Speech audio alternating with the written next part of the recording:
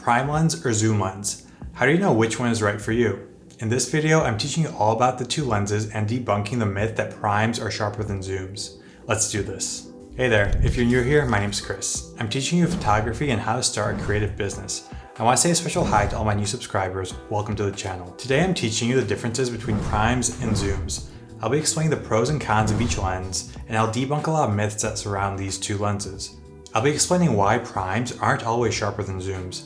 At the end of the video, I'll tell you which type of lens you should buy depending on whether you're just starting out or have been taking photos for a long time. Before we get started into the pros and cons of each of these, we need to define what primes and zooms are. I know some of you probably already know the main differences, but for those that are unaware, prime lenses are lenses with a fixed focal length. That means when you look through the camera, the frame that you see is what you get. You can't zoom in with this lens. Zoom lenses, like the name suggests, allow you to zoom in and out of your frame. You're able to change the framing of your photo without having to walk towards or away from your subject. You can do this all in the lens. Knowing this, you probably are thinking, why wouldn't I always use a zoom lens? Don't I want that flexibility and versatility? Not so fast. There are a lot of pros and cons that come with these two types of lenses. I'm here to break it all down. When people ask me for camera and lens recommendations, the number one thing they care about is cost. You wouldn't believe the number of Instagram DMs I get that just ask me, what's the best cheap camera? Or tell me the best camera for under 500. Given that, let's start with the pros and cons of prime lenses. Prime lenses are a lot less expensive than zoom lenses.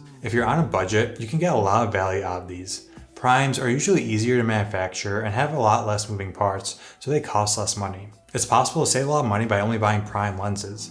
Zooms, on the other hand, are a lot more expensive. Sometimes 2 to 3 times as expensive as a comparable prime, but that's not the whole story here.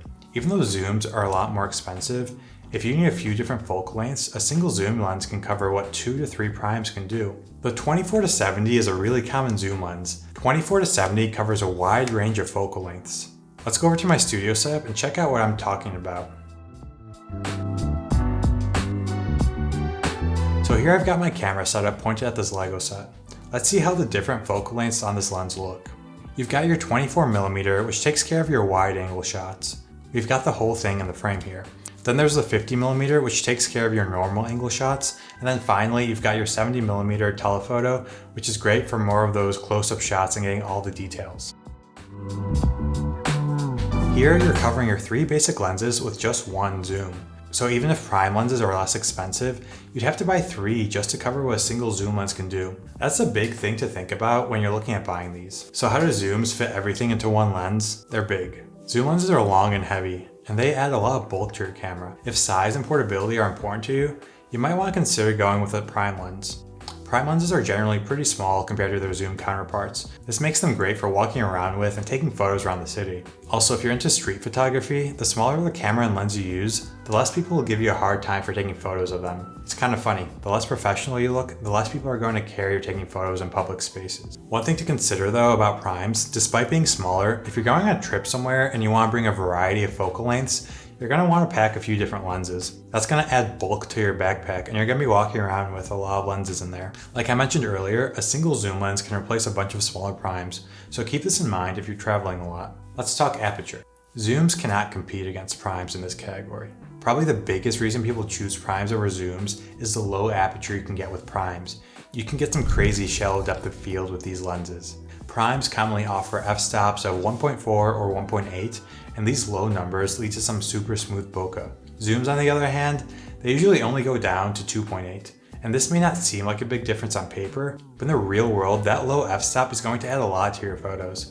Going all the way down makes certain scenes look really cinematic. You get that creamy background blur, and you can only get that with primes. Another huge reason to have this low f-stop is if you're shooting in low light. When you're photographing at 1.4 versus 2.8, you can get 4 times as much light into your sensor. This allows you to shoot at night with no problems. This is a fantastic asset to have for astrophotography or any night photography you might want to be doing. Then again, if you have a newer mirrorless camera, you're able to crank your ISO pretty high and still keep minimal noise, so keep that in mind. A low aperture is definitely a nice feature to have, but it's important to keep in mind how often you would actually be using it. If you're really into night photography or filmmaking, then this is probably something you'd want to have, but if you're into landscape photography or product photography, you're never going to be shooting below 5.6 anyways. Alright, let's talk about versatility.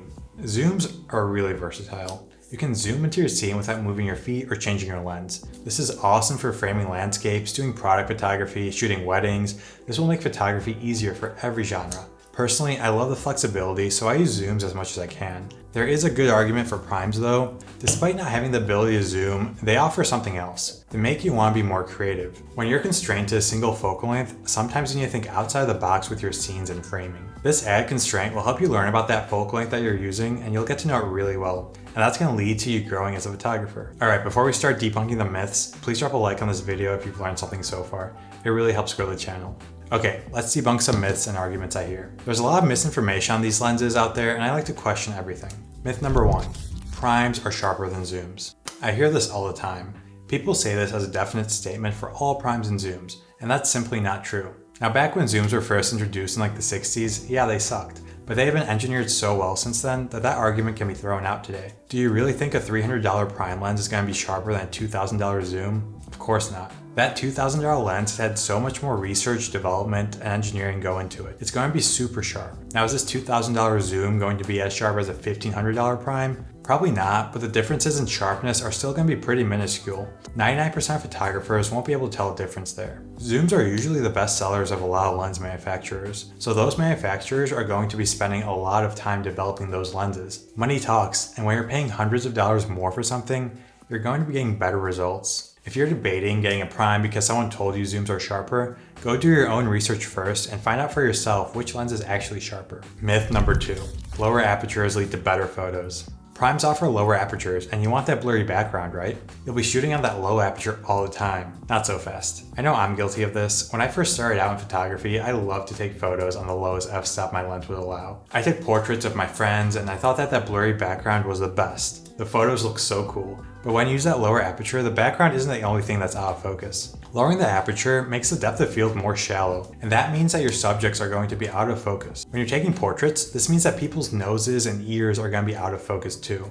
That's not great. Personally, when I'm doing portraits or product photography, I'm usually shooting at f8. I'm still able to keep a blurry background, and I can keep the entire subject in focus as well. Lenses that offer this low aperture of 1.4 or 1.8 are marketing towards something that you might only use 1% of the time that you're actually using this lens. This is something big to think about. Alright, that was a lot of information. Let's go over those pros and cons. Primes are less expensive and zooms are more expensive. Primes, you need 2 to 3 lenses to cover a few focal lengths. For zooms, you only need 1 lens to cover a bunch of different focal lengths. Primes are lightweight and smaller. Zooms are big and bulky. Primes you can shoot at lower apertures like 1.4. Zooms you can only go down to 2.8. We debunked the myth of primes being sharper than zooms, and we debunked the myth of lower apertures leading to better photos. So which lens is right for you? We're going back to that initial question of money. If you have a big budget, you should probably get a zoom, probably a 24 to 70. Zooms are more versatile and they're going to help you learn the focal lengths faster. It's going to make photography easier and more seamless to learn. If you have a smaller budget, start with a prime lens. Prime lenses are great lenses to learn on too. You can get a lot of bang for your buck with primes. Pick one focal length like 35 or 50 and stick with it until you learn it really well. Once you want to explore photography more, consider picking up more primes or a zoom lens. Personally, I love zoom lenses. They don't sacrifice image quality, they give me the versatility I want, and I don't need the low apertures of primes. I do have primes, but I really only use them 5% of the time for really specific things. I found great success with zooms, so I'm sticking with them. Alright, I hope you learned a few things in this video. Please let me know in the comments if you need help deciding, and I'll be there for you. I think it's awesome that you want to learn more about photography, and if you'd like this video, please give it a thumbs up, and that really helps my channel. It allows me to make more of these videos and teaching you guys about photography. Alright, I'll see you in the next one.